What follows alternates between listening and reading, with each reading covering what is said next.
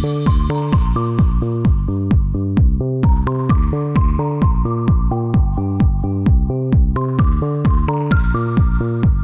everyone, I'm Samuel. There's an important question I'd like to ask all of you. What exactly is scaffolding? You see, scaffolding refers to a method where teachers offer a particular kind of support to students as they learn and develop a new concept or skill. The concept of scaffolding is very similar to Vygotsky's notion of the zone of proximal development, and it's not uncommon for terms to be used interchangeably. In the instructional scaffolding model, a teacher will share new information or demonstrate how to solve a problem. The teacher then gradually steps back and lets students practice on their own. This also can involve group practice. You see, the model of instructional scaffolding is also sometimes described as I do, we do, and you do. In other words, the teacher shows how something is done, then the class practices together, and finally, the students will work individually. Scaffolding involves helpful structured interaction between an adult and a child. And in this situation, in the class situation, it is the teacher and also the student, with the aim of helping the student achieve a specific goal.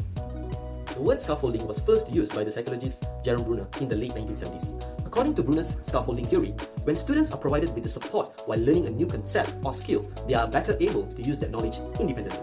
Well, for example, learning a new skill like writing, in the first few weeks, the students might feel difficult and they need the teacher to guide them step by step.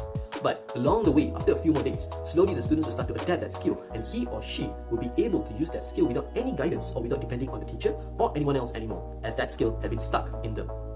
The term scaffolding, although never used by Lev Vygotsky, but he has conducted many studies that led to instructional scaffolding. This is why the concept is often referred to as Vygotsky scaffolding. Vygotsky's scaffolding concept is a theory that teachers can use as a tool for growth. It focuses on the learner's ability to grow through the guidance of a more informed individual. Working in collaboration with a guide or with a peer group can help students achieve independent learning. When it is used effectively, scaffolding can help a student learn content that wouldn't have been able to process on their own. So, now that you've learned the definition of scaffolding and also Vygotsky's and Bruner's point of view on this theory, let's look at the benefits and challenges. So, the benefits of instructional scaffolding is that it provides a welcoming and supportive learning environment. Okay, students feel free to ask questions and support one another through their new learning. Okay, there's also the level of frustration is minimized. Okay, in learners as well, and also the learners feels motivated and also they feel engaged as well in their learning environment. Challenges, on the other hand, is that to plan and implement scaffolding, it is very time consuming. Secondly, it lacks the sufficient personnel. And thirdly, knowing when to remove scaffolding so that the students does not rely on that support entirely. Okay. There are 6 strategies in instructional scaffolding. The first one is model. This is where teachers teach how to do something to students. It is also an effective way of applying this instructional scaffolding. Okay. For example, when teacher wish to teach a division method, a division problem using grouping, so the teacher will draw circles on the board and talk to students as they draw check marks in each circles to show how one number can be divided into each other.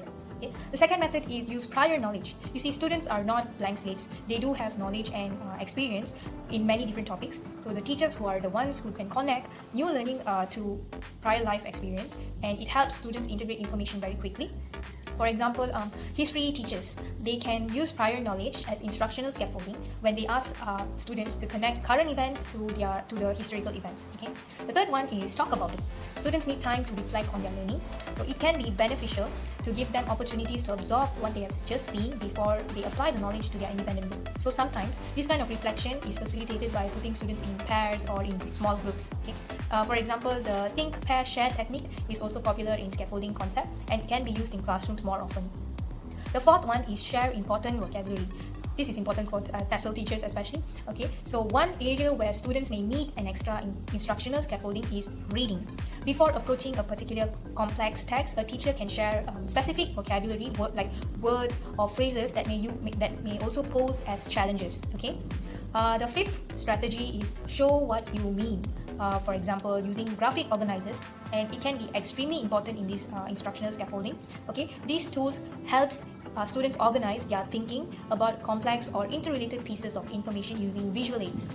And the sixth and last method strategy is technology. You see, technology can be a wonderful tool to simplify scaffolding process for educators. Okay, so teachers can make a playlist of lecture videos for students to watch before the class lesson, and also it allows students to have a preview of the material and be ready to engage with the content in the class. So that's the 6 strategies. Now we are going to learn about Language Acquisition Support System, or also known as LAS. Brunner came up with the idea of the LAS, Language Acquisition Support System, which argues that children do have an innate ability to learn and acquire language, but also require the interaction of other users of the same language to excel in their learning. The LAS is a network of adults or more knowledgeable others that interact with a young child and, in doing so, support that child's language development. If you break it down, you get language acquisition, the process by which a child learns and develops their language and communication skills.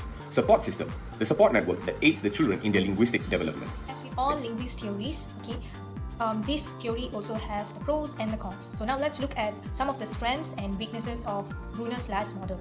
Language acquisition support system. It's quite long. I'm going to call it LAS.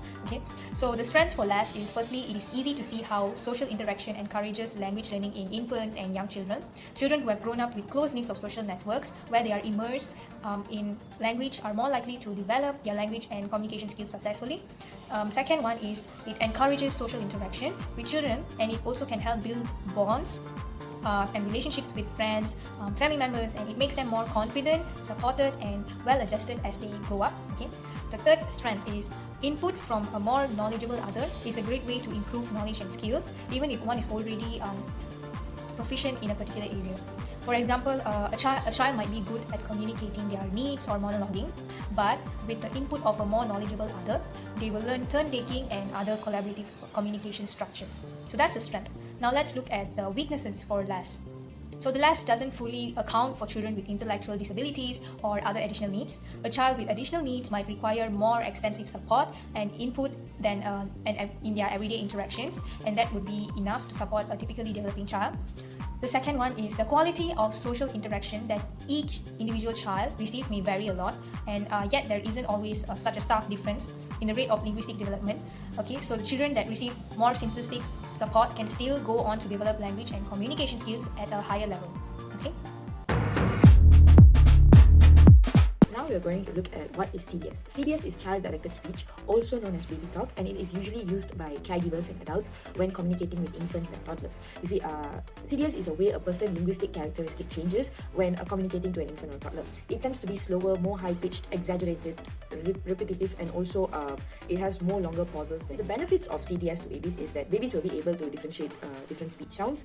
They will be able to detect boundaries between words in a stream of speech, and also they will be able to recognize distinct clauses in a stream of speech. That is all for CDS.